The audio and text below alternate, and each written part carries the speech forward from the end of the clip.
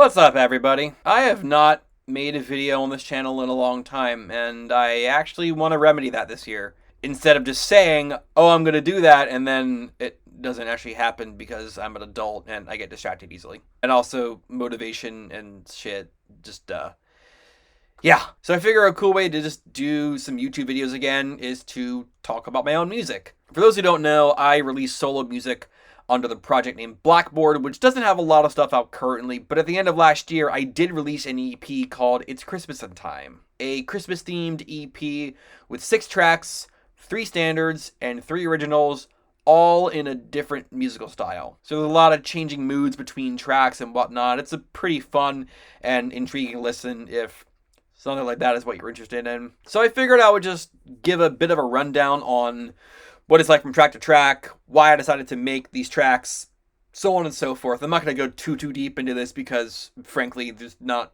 too much I can really add to at least the standards and whatnot, and I don't want to bore people with every little detail of how these were made. So I'm just going to give you a basic rundown of the whole EP. Starting off with the first track on the whole EP, that starts off the standard section.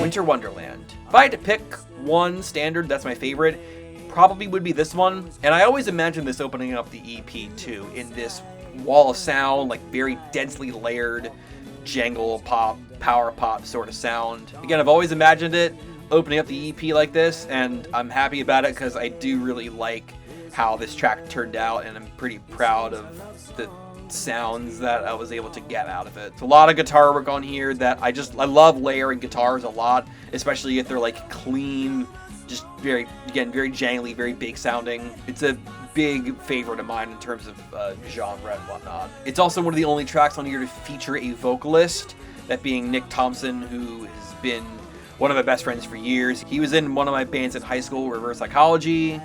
Also is featured pretty heavily on my debut album, Sounds and Words, and also has his own band, EdgeWays, that you can follow on social media. And he actually had some input as far as the dynamics of the track, which I actually really appreciated and liked. It changed it from my original vision of it, which was just to kind of have it be huge sounding the whole time, which probably would have gotten a little bit boring, so I actually appreciate the input that was given to me in the recording session, and I think it just worked out really well to give the track some more dynamics and to give it a bit of a different mood in the verses versus the choruses and so on and so forth. And I always imagined him doing the vocals for this too, which is why I'm glad I was able to make this work. So yeah, not much else about that one. It's just a pretty nice sounding jangle pop opener to the Christmas EP, and that's pretty much it. Next up on the EP,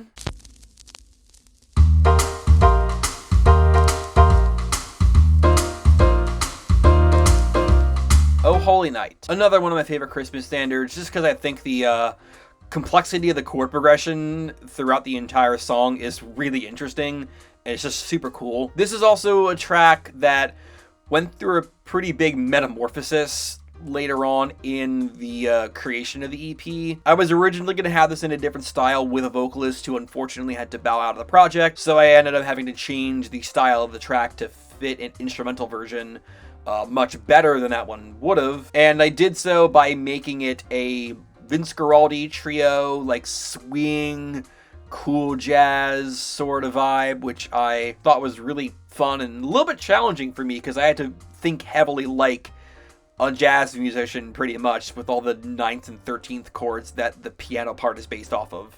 I wanted to keep the main, I guess, part of the song as much of a trio as I could, just to make it seem minimal and very realistic to what a jazz trio would play. Although the piano part is pretty busy, you'd have to actually have 2 pianists, one play the chords and one play the melody, but I just put it in one track. I mean, you can do some modifications, but whatever, basically. You have the upright bass and the drums as well that are just kind of doing like a basic backbeat sort of thing. There's also the vinyl crackle in the background. That was a last minute addition. I just thought that was a really cool thing to put in there because I wanted to emulate like an older sound pretty much, so I figure why not have the vinyl crackle in there to make it seem like you're actually playing a vinyl record from like the 60s. You also have the flute in there and the celesta that come in the second and third progressions of the whole song, just to give the melody a bit more color to it by harmonizing it. So I thought that was fun. And that's really the track, honestly. Not much to it. It's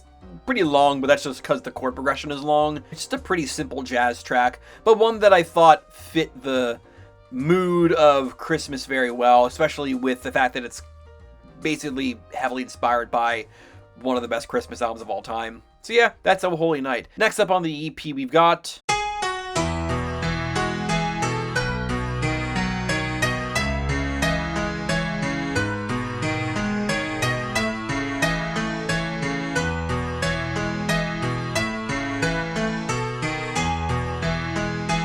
First Noel. This is another track that went through a bit of a metamorphosis while I was creating it. Originally, it was going to be in a different style with a vocalist, but unfortunately, that vocalist also had to bow out. So I ended up kind of thinking in my head, what was I going to do with this one? And I ultimately decided to go very Trans-Siberian Orchestra with it, with this epic, constantly building symphonic rock version of the track that starts off with just piano in the first iteration of the chord progression, and then it completely just keeps on building up with kind of post-rock guitars, sort of, which was another thing that I actually wanted to try to do, is to just make it very textured with some of those sounds. You got that delayed guitars and the strings in there as well. Then you got the filtered guitar in the third iteration of the chord progression, along with the synth pad in the background to just make it really nice and pretty. And then the song just completely explodes in the fourth and fifth iterations of the chord progression with blaring, loud, distorted guitars. You also had the lead line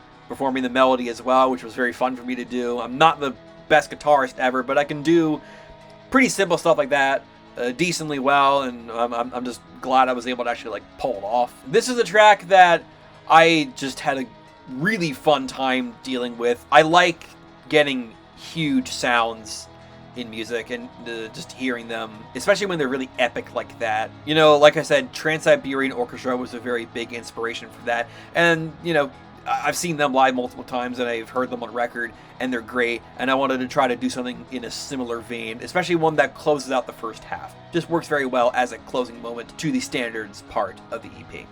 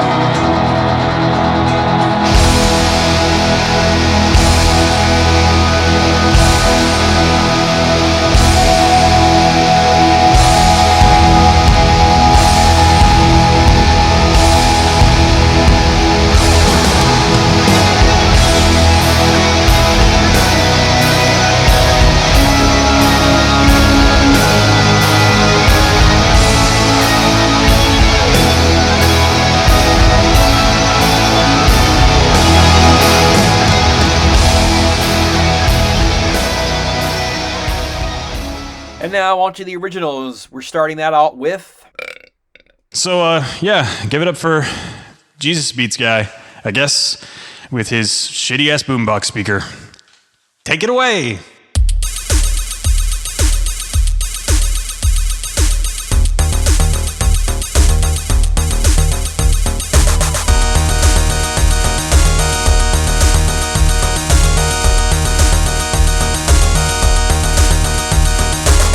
Jesus Beats Guy, Christmas edition. Oh boy, there's a bit of a story with this one. So the main vocalist on the track is one of my coworkers, Ryan Diltz, who told me a story about a day that we were both working. And outside of work, there was this guy who had this shitty boombox speaker just blasting awful sounding EDM beats while saying stuff like, Jesus is your Lord and Savior, you must repent to him, and just being very fundamentalist, essentially. So we kind of kept this gag running around, just calling him Jesus Beats Guy. And we kept that joke going on for months, pretty much, and we still have it going on. And ultimately, this was one of the last ideas I came up with for the EP, because I needed more original tracks, and I figure, why not just make a funny kind of version of Jesus Beats Guy, where instead of just talking about Jesus, he's talking about Jesus, but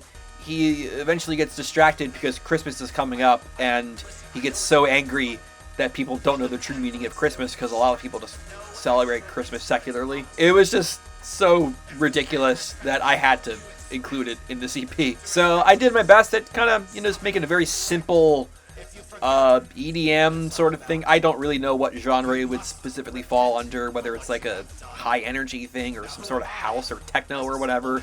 Either way, it's EDM. That's kind of all you need to know about it. It's EDM. And I had the intro done last minute by my friend Michael Baer, who is in a solo project called Ecliptic that you can check out, and is currently working on the second album in the project. Also, they are featured on my other project, my shitpost project, Job.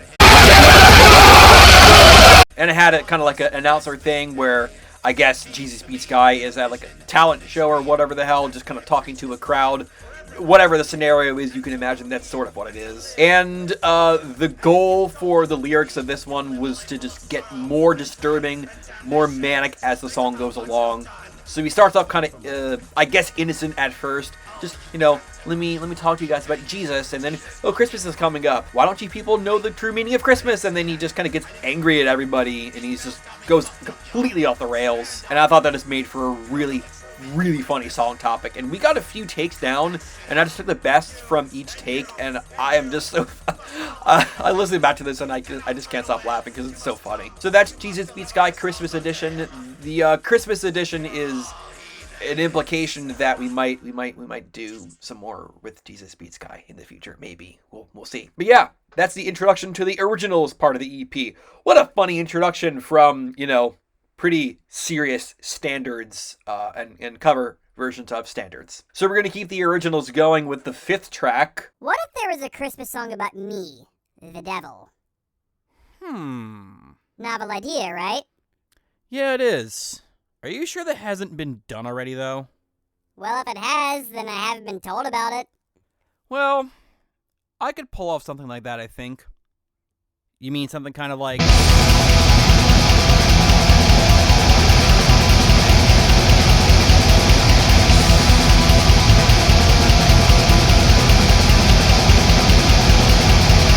A Black Metal Christmas. This was one of the first ideas I came up with for the EP, and I think it just came from me coming up with the main riff and liking it a lot and thinking how funny it would be if there were something called A Black Metal Christmas, because you wouldn't really think that a largely satanic form of metal, at least in its early days, black metal, would go well with,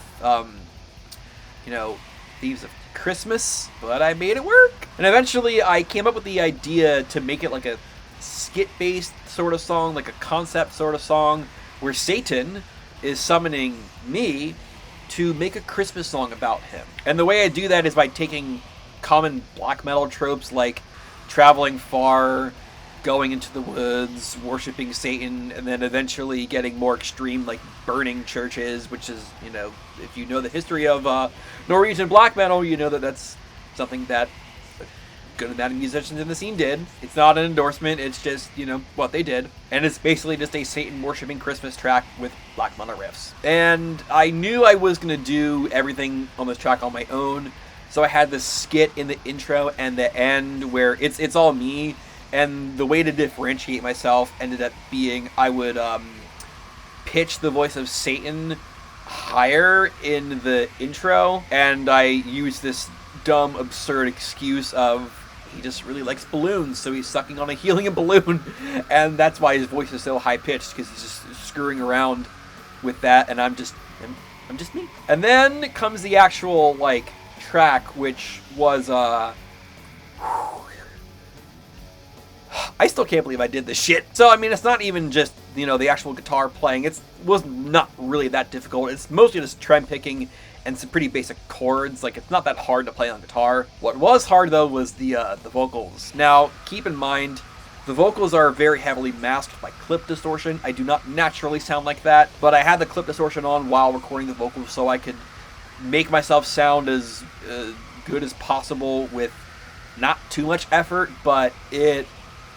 because I'm not a trained vocalist at all, so I used all throat, and it ended up killing me in, the, last half of the track. I did first start off with like an Agalloch style vocal, which I thought just kind of fit better as like a build-up sort of to the last half of the track, which is more extreme in its vocal delivery, and also because it just was more dynamic, and if I did insane shrieks throughout the whole song, my voice would have just hurt so much, and it would have not have been fun. So that's what I ended up doing for the first minute and a half of the track, and then in the middle is where it gets more aggressive in its delivery, and the middle line, that took a few different sessions to get really right, and I eventually got it right, and I'm still just very proud of how that part sounds. And then the last verse and chorus, I just go completely balls out, and that was honestly something that didn't take as many takes as I thought it would. But yeah, that's a Black Metal Christmas, at least as far as the song goes. There is another skit at the end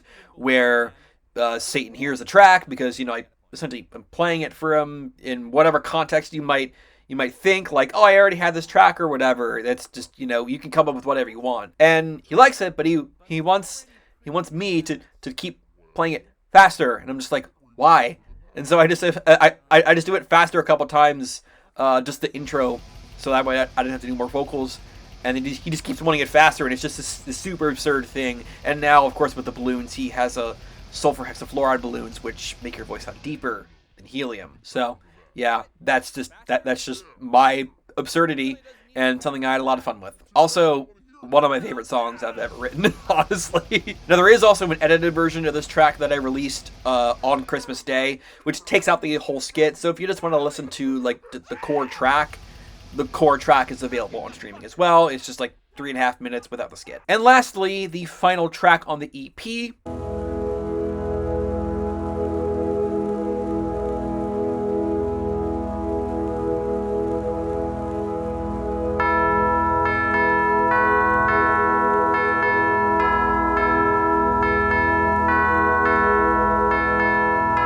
Christmas Instrumental. Now, this one was a pretty big challenge for me in that I had to essentially come up with what would a Christmas instrumental sound like without any context, any sort of melodic context, lyrical, obviously, context. How do I make a track sound Christmassy? And, well, I guess the best way to do that is Tubular Bells. I had this melody going around throughout the whole track, which really, I think, does set the mood of wintertime and being around like Christmas lights and whatnot, or just a Christmas show, whatever you may imagine. And I had a couple different ideas when I was creating the track, and I ultimately settled on a 12-bar blues because it was just really simple to, you know, come up with the chord progression, because it's a very long-lasting chord progression in pop music. And the vibe I ended up going for with the track was not the original intent. I originally wanted to kind of make like an ambient new age sort of pretty outro track to the EP, but it just ended up being like synth pop instead, which I ended up being cool with, because I do love synth pop, and I like toying around with synths in Logic, which is what I was doing on the track. So it starts off with this pad, and then you have the Tubular Bells in there, and every time the chord progression starts up again, there's something new that's added, like the Celesta, the bass, more drums, and just all the extra synths that you end up hearing in the last half of the track, with more drums and more everything, really, because it just gets this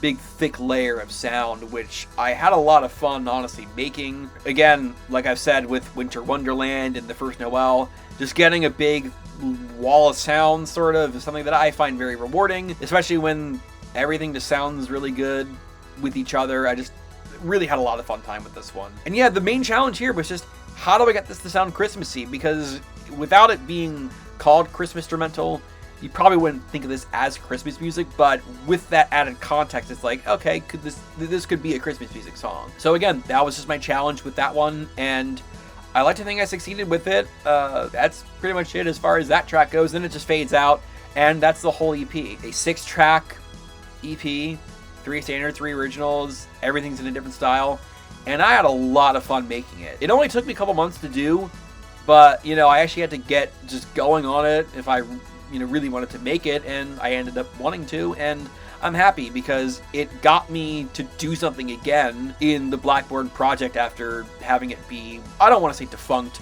but in progress because I am working on my second album. It's going to come out at some point when it is done. So this was kind of like an interim thing. Also just to do it because I didn't want to put off the process of making this EP any longer. I did really want to make it and get it out. So it's Christmassin time. You can listen to it on Bandcamp. I'll put all the links in the description. It is also on whatever streaming service you like, Apple Music, Spotify, whatever. It's on there. So yeah, if you're interested in that, even though it's not the Christmas season anymore, but honestly, I could listen to Christmas music any time of the year, so it doesn't, at least in my case, really matter too much. Give it a listen. I would very much appreciate it. If you would like, give me your favorite track in the comment section. Just tell me what you thought of it in general, and you will be hearing more from me in this video format and also in a sonic format since, like I said, I am working on new music. So I just wanted to make this video so that way I would have something else to make and to just talk about my stuff even more and just kind of talk about my stuff. So yeah, hopefully you all enjoyed this video. Hopefully you all enjoyed this EP, and I will see you at another time.